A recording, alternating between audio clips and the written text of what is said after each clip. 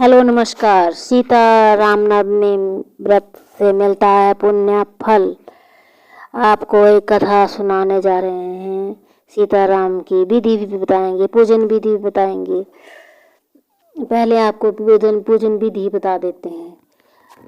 जिस प्रकार हिंदू समाज में रामनवमी का महत्व है, उसी प्रकार जानकी नवमी या सीता नवमी का भी इस पावन पर जो व्रत रखता है तथा भगवान रामचंद्र श्री जी सहित भगवती सीता अपनी शक्ति के अनुसार भक्ति पूर्वक विधि विधान से हो तक सतो पूजन वंदन करता है, उसे पृथ्वी दान का फल, महापौष दान का फल, अखिल तीर्थ भ्रमण का फल, सर्वभूत दया का फल स्वतः ही प्राप्त हो जाता है। सीता नवमी पर व्रत एवं पूजन हेतु अष्टमी तिथि को ही स्वच्छ होकर शुद्ध भूमि पर सुंदर मंडप बनाएं। यह मंडप 16, 8 अथवा 4 स्तंभों का होना चाहिए। मंडप के मध्य में सुंदर आसन रखकर भगवती सीता एवं भगवान श्री राम की स्थापना करें। अब इसके बारे में आगे सुनाने जा रहे हैं हम। सीता नवमी वैशाख मास के शुक्ल पक्ष की नवमी को कहते हैं। धर्म ग्रंथों के अनुसार इसी दिन सीता का प्रकट हुआ था। इस पर्व को जानकी नवमी की भी कहते हैं। शास्त्रों के अनुसार वैशाख मास के शुक्ल पक्ष की नवमी के दिन पुण्य नक्षत्र में जब महाराज जनक संतान प्राप्ति की कामना से यज्ञ की भूमि तैयार करने के लिए हल से भूमि जोत रहे थे, उसी समय पृथ्वी से एक बालिका का प्रकट हुआ। ज्योति हुई भूमि को, हल की नोक को ही शीत कहा जाता है, इसीलिए बालिका का नाम सीता रखा गया। दिन वैष्णव प्रवृत्ति के भक्त माता पिता के निर्मित व्रत रखते हैं या और पूजन करते हैं। मान्य है कि जो भी इस व्रत रखता है, श्री राम सहित सीता का विधि विधान से पूजन करता है, उसे पृथ्वी दान का फल, 16 महान दिनों का फल तथा सभी तीर्थों के दर्शन फल अपने आप मिल जाता है। अतः इस दिन व्रत करने का विशेष महत्व है।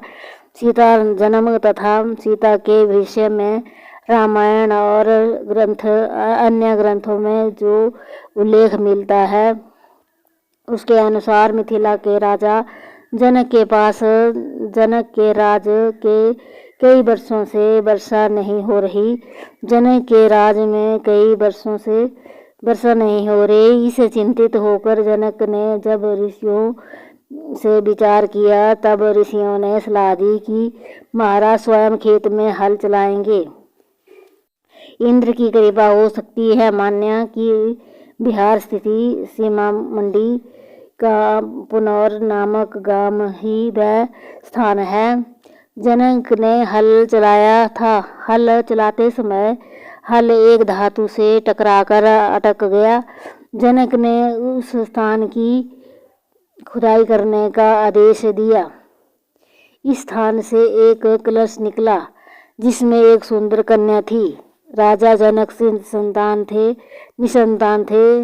उन्होंने कन्या को ईश्वर की कृपा मानकर पुत्री मना लिया। हल का फल, जिसे शीत कहते हैं, उससे टकराने का कारण कलश से कन्या बाहर आई, इसलिए कन्या का नाम सीता रखा गया। वाल्मीकि रामायण के अनुसार श्री राम के जन्म के 7 वर्ष एक माह बाद वैशाख मास के शुक्ल पक्ष की नवमी को जनक द्वारा खेत में हल की नोक से स्पर्श से एक कन्या मिली, जिसे उन्होंने सीता नाम दिया। जनक दुलारी होने से जानकी मिथिलावासी होने के मिथिलेश कुमारी भी नाम उन्हें मिले। उपनिषदों वैदिक मांडव्य उनकी अलौकिकता की महिमा का उल्लेख है, जहाँ उन्हें शक्ति स्वरूपा कहा गया है। सीता जयंती सीता जी की जयंती वैशाख शुक्ल नवमी को मनाई जाती है, किंतु भारत के कुछ लोगों में इसे फागुन कृष्ण अष्टमी को मनाते हैं। समय के अनुसार वैशाख में अवतरित हुई थी, किंतु निर्णय सिंधु के कल्पतरु ग्रंथानुसार फागुन कृष्ण पक्ष की अष्टमी को अंत दिनों ही तिथियां उनकी जयंती हेतु मान्य है। मर्यादा पुरुषोत्तम राम श्री राम तथा माता जानकी के अन्य भक्त तुलसीदास ने रामचरित्र नामानस के बालकांड के प्रारंभिक श्लोक में सीता जी को ब्रह्मा की तीन क्रियाओं उद्भव, स्थिति, संहार की संचालिका तथा आधारशक्ति कहकर उनकी वंदना की है। घटना से ज्ञात होता है कि सीता राजा जनक की अपनी पुत्री नहीं थी। धरती के अंदर छुपे कलश से प्राप्त होने के कारण सीता खुद को पृथ्वी की पुत्री मानती थी, लेकिन वास्तव में सीता के पिता कौन थे और कलश में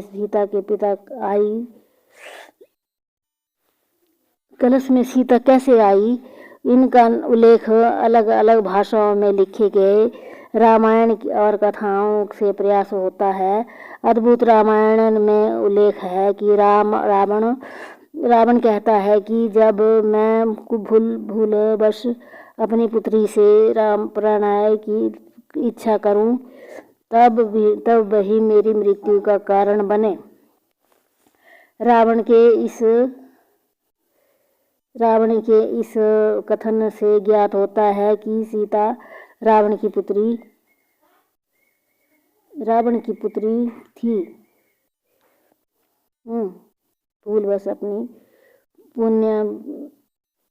रावण की पुत्री थी। अद्भुत रामायण में उल्लेख है कि ग्रीष्म नामक ब्राह्मण लक्ष्मी को पुत्री रूप में पाने की कामना से प्रतिदिन एक कलश में कुश के अग्र भाग में मंत्रोच्चारण साथ दूध की बूंदें डालता था। एक दिन वह जब ब्राह्मण कहीं बाहर गया था, तब रावण उनकी कुटिया में आया और यहाँ मौजूद ऋषियों को मारकर उनका रक्त कलश में भर लिया। यह कलश लाकर रावण ने मंदोदरी को सौंप दिया। रावण ने कहा कि यह तेज विष है, इसे छुपा कर रख दो। मंदोदरी रावण की उपेक्षा से दुखी थी। एक दिन जब रावण बाहर गया था, तब मौका देखकर मंदोदरी ने कलश में रखा रक्त पी लिया। इसके पीने से मंदोदरी गर्भवती हो गई। रावण संग निश्चरी लोक सीता को बोला, समझा के मेरी तुम देखो बाम पति पावन सीताराम।